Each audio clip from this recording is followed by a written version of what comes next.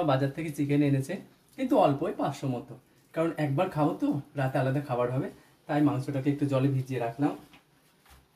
আলুটা ছুলে রেখেছিল মা, সেটাকে জলে ডুবিয়ে রেখেছিল, সেটাকে ধুয়ে তুললাম। এদিকে আমি কড়াই বসিয়েছি, কড়াই মোটামুটি গরম হয়ে এসছে। কড়াইতে প্রথমে দেবো তেল,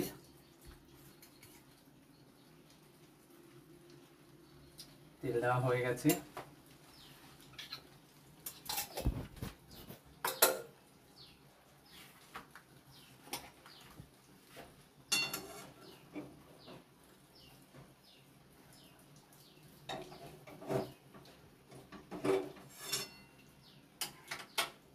তেলটা গরম হলে পরে আলুটাকে হালকা করে সাঁতলে নেব। আজকে চিকেন পটেটোর ঝোল হবে।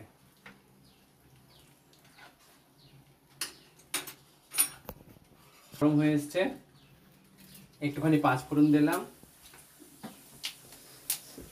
মাংস কষা হয়ে এসছে, একদম কড়াইতে লেগে যাচ্ছে।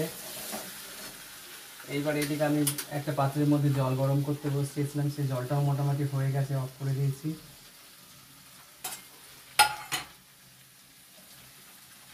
এইবারে জলটা আমি কষা মাংসের মধ্যে দিয়ে দেবো।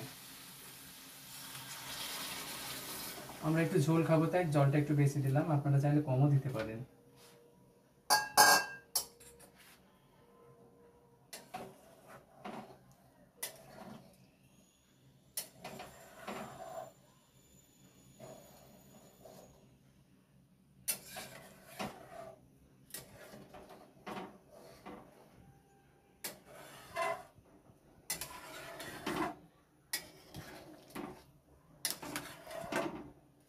এখানে সানরাইসের গরম মশলা আর চিকেন মশলা মিক্স করলাম, এবার এর মধ্যে দিয়ে দেবো।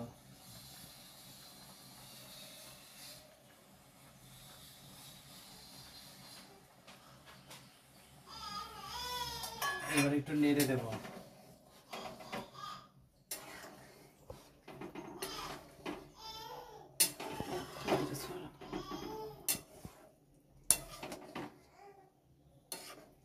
এবারে আবার মিনিটে 5 ঢাকা দিয়ে রাখবো,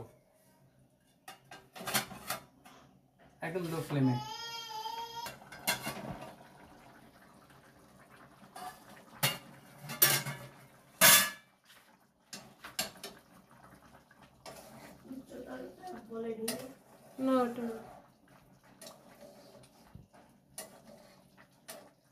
চিকেন পটেটোর ঝোল হয়ে এসছে। এইবারে গ্যাসটাকে অফ করার আগে এখানে আমি একটু